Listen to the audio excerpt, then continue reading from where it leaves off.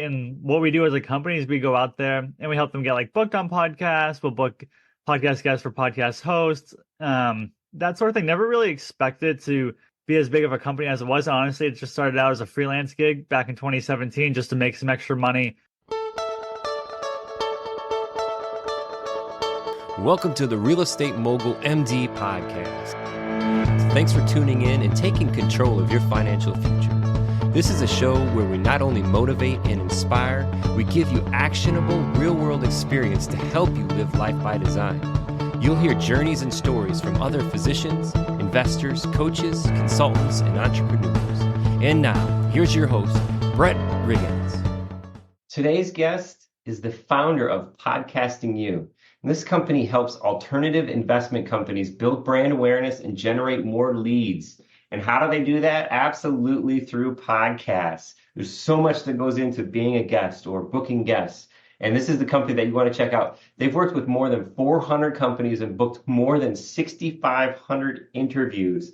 And alongside of that, this has been born of real estate investment, really. So a lot of these have been real estate investment clients as well, too, which is now growing into gas and oil, different kinds of asset classes.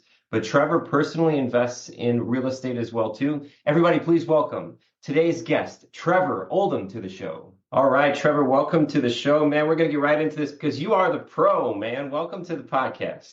Yeah, thank you, Brad. Super excited to be here today and to provide some value to your audience. Awesome. And when I say the pro, just in case the listeners don't know yet, tell us a little bit about where you're at professionally, Trevor.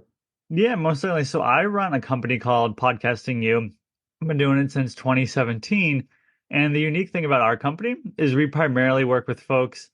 It used to be the real estate space, but now it's the alternative investment space to go out there and get them booked on podcasts. You could imagine in the real estate space, you have your flippers, your wholesalers, your multifamily investors, self-storage, mobile home park, all the way down to like whole life insurance specialists, infinite banking folks. And then on the flip side, we might work with someone like we have a client where you invest in laundromats and car washes, ATMs, all those different sort of asset classes that are out there. And we made that decision probably about 3 or 4 years ago, because when I started the company in 2017, we were just happy to get any client. I mean, we were working whether you were in real estate or whether you were a lawyer, or whether you were a doctor, whether you were a health coach, no matter what it was. Like there was like one client we took on, the guy was making like $1 million a month selling hot sauces on Amazon.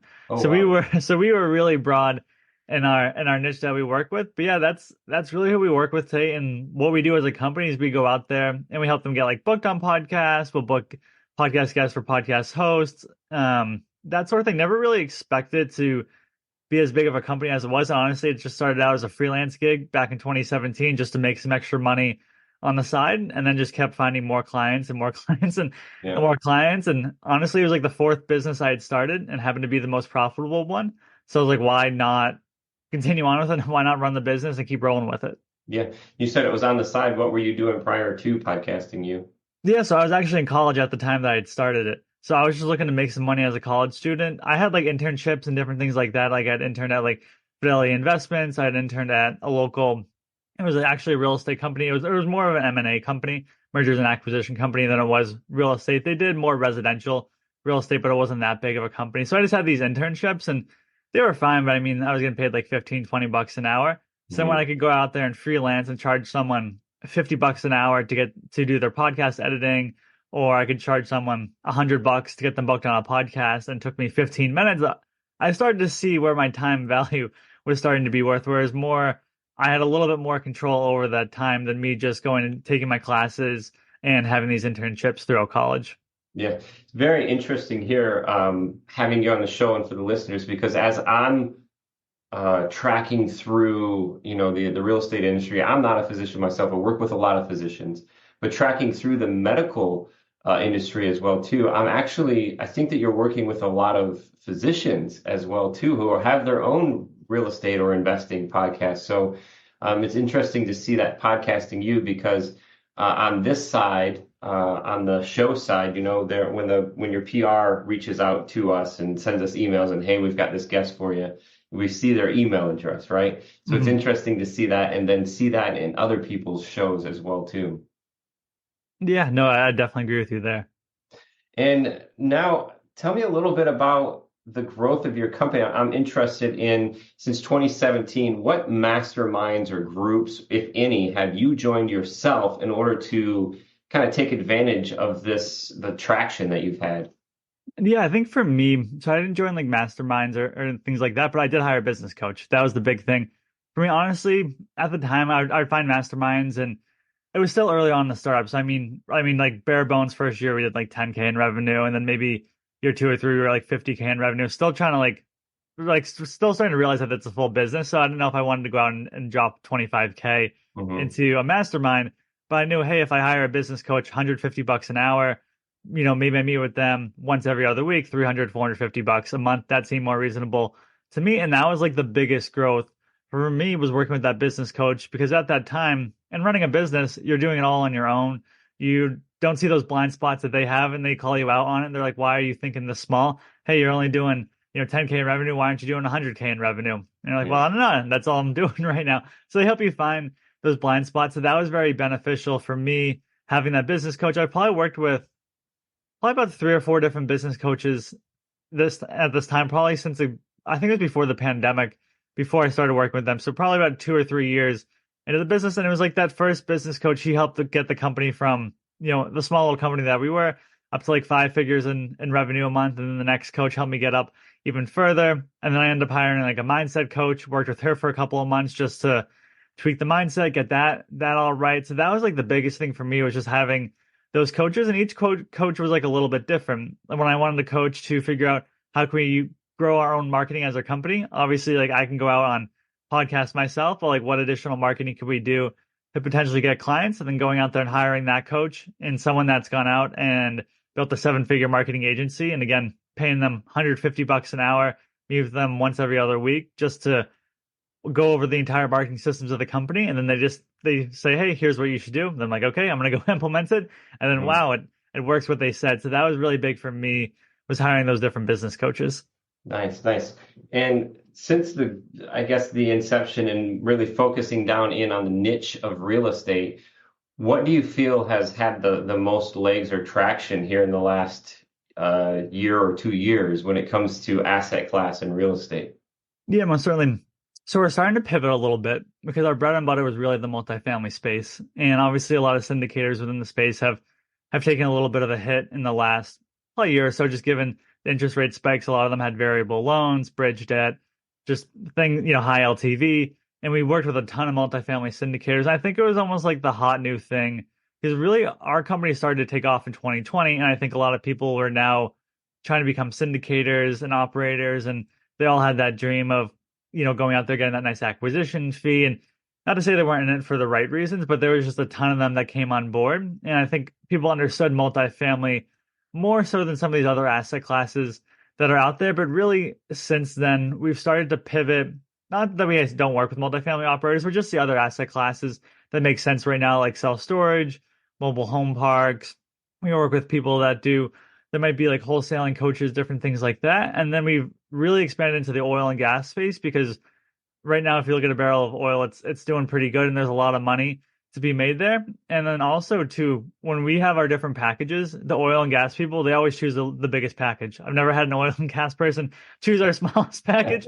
So it tells me there's a lot of money in that space. And I'm trying to figure it out myself because I understand the other asset classes, but when it comes to oil and gas, I mean, I lived in Massachusetts, I lived in New York. We don't have oil and we don't have any of that really out here. It's more in Texas, down south, Louisiana and those parts of the country. But yeah, no, that's another asset class we love working with people. I mean, one, they're great to work with, and two, they pay us very handsomely. So it's like, Mhm. why not go after those people? And again, it's just your alternative investment where you're not investing through the stock market, you're just investing through their, maybe they have a fund, maybe they have a specific deal where they're raising, a couple million, their minimum's 50 or 100K or something like that. Yeah, yeah. Tell us a little bit about what that looks like then when you have a potential client that's sought you out or found you, came across you, you've been referred to them. What does that look like as far as packages go? What types of services do you do for clients? Yeah, most certainly. So we'll typically have a package where we'll book them on like 4 shows a month, 6 shows a month, or we just have I wouldn't say bare bones, but just a 50 show package where they could just spread it out throughout the year. We don't have like any monthly contracts or anything like that. We've seen they find it like that. People don't like to get locked into different things. And, Mhm. you know, we get the typical client or occasional client where they do a 4 show package and they, after 2 months of doing it, they say, hey, you know, this isn't for I'm me. good. And then, yeah, exactly. And then conversely, we get the client that's 3 years with us on that 4 show month package. So we get the mixture of them all. But really, what we like to do is like work with the client and be like, okay, who are you targeting? If you're raising capital, like who are the people that are going to have money to invest in your deals? And it's pretty simple. Your accredited investors, your doctors, your lawyers, dentists, sales professionals, small business owners, retirees. You know, it's pretty simple. So we put together a game plan for them based on what they're looking to achieve. Or if it's just more of a real estate coach, then it makes sense to put them on more general real estate shows. And then just because we've been doing it for so long now, we just have all those connections built up with a lot of podcast hosts where we just have a good relationship with them and we know what the host is looking for. And really, we like to take care of all the work for the client. We'll go out there, get them booked on the podcast, and then we can even schedule them interview for them. Some people like that. Some people like do not want that at all. So Yeah. we do that for them as well. So we really like to just take care of all that back end legwork of going out there and getting them secured for their interviews. Nice, nice. Um, and then for shows that are looking for guests, you do that as well too? Yeah, most certainly. So we work with probably a decent amount of shows now. Honestly, I never thought of it as a service just because I was like, oh, podcast hosts probably have guests reaching out to them all the time. And then eventually we had enough podcasts come to us and be like, hey, I just need help finding guests for our show. And then that sort of branched off. But yeah, that's something that we do. And honestly, I enjoy that aspect of it because I like to try to find guests that the podcast space hasn't heard too much of. So like as an example, we'll go on Amazon and we'll search like best-selling authors of recent releases and upcoming books, say within the last 90 days. And sometimes you get these really smart authors that wrote these books, but they've never been featured on a podcast before. Maybe they've only been featured on one or two. So it's nice to get them featured on those podcasts where, I mean, obviously when we have our client coming to us and paying us for a 50 show package, that's nice, but a lot of people might have heard of them on different podcasts already. So if we could find a unique guest for that podcast host to interview, that's really what we like to do. And I find that aspect of it to be pretty fun. Yeah. Um, for us, I guess through the past couple of years, it's hard to put kind of a finger on, hey, what value does doing the podcast do for you? But when I look back and I think of it in a different perspective, Trevor, I look at real estate in general is a business of relationships, right? Building those relationships is extremely important, especially in scaling and opportunities. And when I think about the podcast, man, I think about the relationships I've built through the podcast, the opportunities that have been created through the podcast. So it's just a great way to leverage the equity in relationships and introducing yourself to people who may not be within your circle. What opportunities has podcasting brought you? Yeah, I would say just being able to just meet all the different types of hosts. And like you mentioned, getting to the network aspect of it. And back in 2015, I actually started my own podcast. And that's honestly how I got into the podcasting space. I was running a different company. At the time, I was sort of just starting to get into entrepreneurship and personal development, just like reading like a book a week, just trying to devour as much as I can, listening to all these different podcasts. And I wanted to talk to these individuals. And I knew I couldn't reach out to them and say, hey, can I pick your brain for 30 minutes?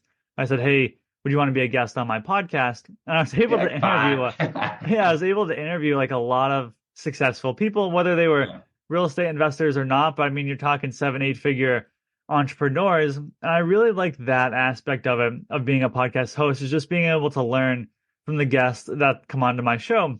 So I really like that aspect of it. And then me as a guest, like you mentioned, just the networking aspect of it. I mean, we're going to be sitting here talking today anywhere from 20 to 30 minutes and really building a nice connection where we might have not met otherwise. So I really like that aspect of it. And then just building up that personal brand side of it as well. And then obviously when you're a guest on shows, you can take the clips that you have and promote them out there on social media. So it makes it a little bit easier instead of me trying to sit down and our team like write social media posts for the week. If I could just do like one interview a week and take all the clips from it and put it out there on my social media, it's going to be a lot easier to promote myself going that way than me again trying to sit down with our team to write it down. So I find there's that benefit as well that you get. But honestly, above all else, is just that networking aspect of it and getting to meet all the different people and the different podcast hosts that are out there. Yeah, networking, expanding your association, something we talk about a lot here on the show and with guests, especially for physicians looking to get into real estate and bring in. There's this disconnect in the medical world of entrepreneurship and business management, those kinds of things. Because if you could think about it, Trevor, how dedicated and the passion and the focus it takes to do their specific specialties, right? We don't have time to go and learn about business management and all that. But you mentioned one thing from, say, hiring business coaches. I think that's awesome. What the mindset coach you also hired as well too. What's one thing from the mindset coach that kind of like topped the rest of them that the listeners would benefit from maybe? Yeah, I think for me, it was just the biggest thing was when it came around money. And what I meant by that is I felt like just getting that, it was almost like having like a scarcity mindset and realizing that by me charging a good price point to our clients isn't me taking away from them. It's me providing this value to them. And that was like just a big thing for me because I almost like was like scared to charge a high price because I know it's like I could see the results on our business. I could see what we did, but it was like almost trying to develop that self-confidence to know like, okay, if I'm going to charge someone, let's say as an example, our 50 show package, it's like $12,000. If I have to have that confidence to know, or knowing that I have that confidence to be like, okay, hey, I'm on a sales call here. This package is $12,000 instead of me being more passive about it and just having that confidence, like, okay, I know that we're going to deliver the results. I've seen those results delivered before. And I think that was just a big thing where it was almost like I felt guilty to a certain degree. I don't know why, like where it came from of like charging people a ton of money to use our service again, even though I've seen it work. So that was just the big thing for me was just understanding like, okay, even though we're charging this high price point, we're providing this value, this individual, we're not taking like away from them. We're adding all this value into their life. So that was really the thing that I worked on with her was just that money mindset, that aspect of it where like, yes, like I can take all these clients in, it's going to be all right. And then it'd almost be like the mindset where like, okay, now I have all these clients paying for this package. Now, like, how can I make sure that I don't fail them? It's like, okay, I'm not going to fail them. It's almost like that worry and doubt that would come about. And that's really what we worked on for that. And like understanding like, okay, like even if we get a client that's a pain to work with, we're just going to refund them their package because we get that 1% that's just not enjoyable to work with. It happens in any business where the 99% they're easy to work with. Okay, like we have the scenario where maybe this client niche is harder to get them booked on podcasts. We've overcome it before. So it was almost like looking at the past experiences and seeing like, okay, we've always overcome all of these. Like as an example, like a client that's a little bit more difficult to get booked on podcasts is your whole life insurance folks, your infinite banking, like podcast hosts either like the topic or they absolutely despise the topic. It's almost like politics these days. It's hard to be down the middle. It's one side or the other. And sometimes it might just take a little longer. So if we're having trouble or difficulty booking that type of client on a podcast, I could look back and be like, okay, we ran into the same problem with, the other whole life specialists, banking specialists that we worked with. We also overcame them and got them and fulfilled their package. So it was just trying to really utilize those past experiences and being like, okay, like I've overcome all of this before. If I ever come into it again, I'm gonna get through it. And that was really the big thing working with her was like almost like looking at the past to know I can get through it. And then, just using those previous experiences. Yeah. Yeah, that mindset where we have those self-limiting beliefs. And I think I'm not a psychologist, I'm not studied in any of this stuff, but just that belief that we have in money based off of the way it was instilled in us as when we were raised as children.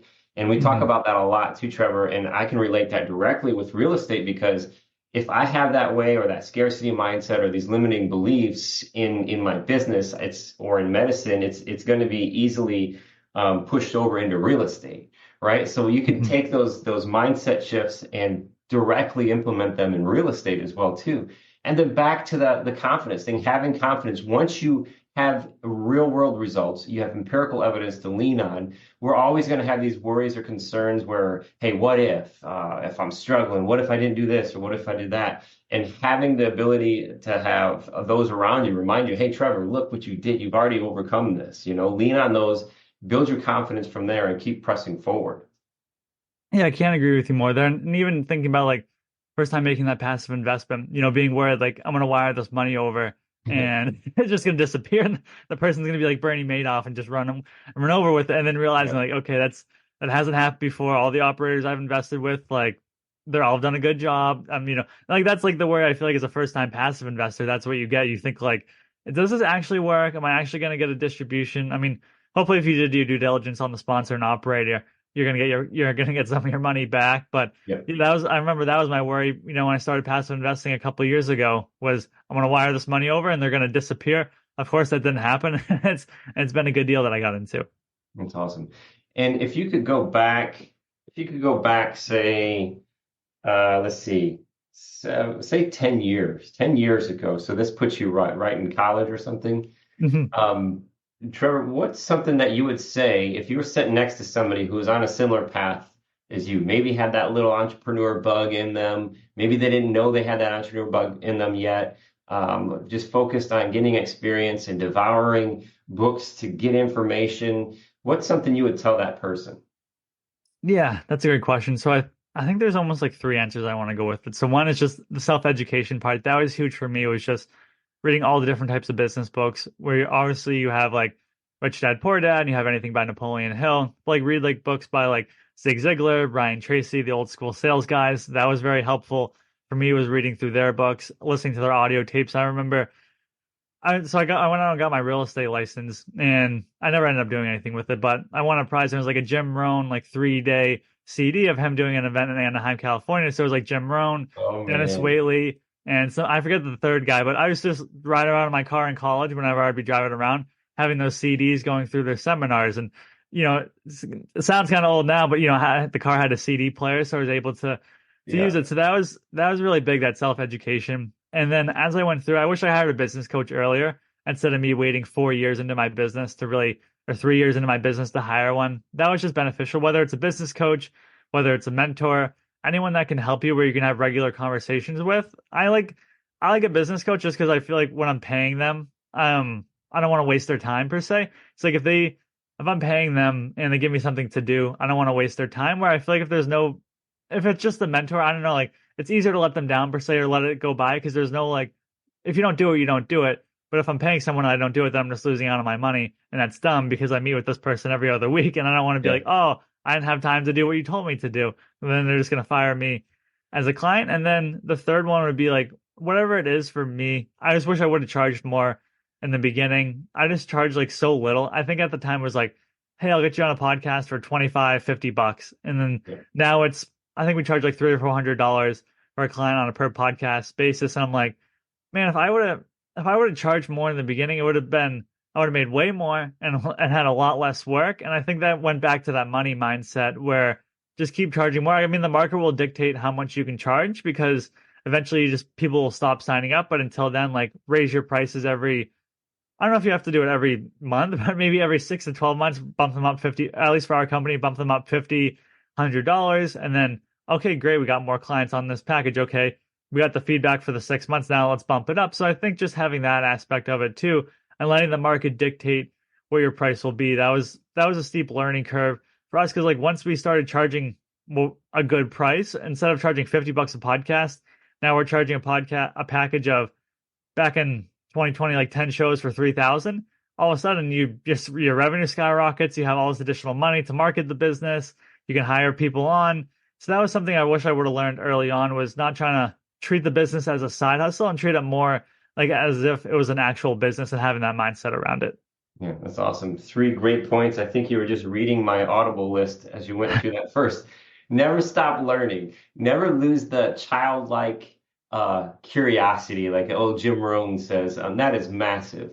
Hmm. And charging, reaching outside, bringing in people who are already doing what you've done to help you, hold you accountable. That's awesome advice. And then charging what you're worth, what the market will allow. Finding Hmm. that point of that 80/20, your top 20% of your clients are going to produce 80% of your revenue, and keep pushing, finding those numbers or those pockets where you're finding in that pocket. And again, all of this stuff, Trevor, can be directly related to real estate. Just pivot, Hmm. put real estate in there instead of business, because when we look at it, our real estate investments should always be considered a business as well, too, right?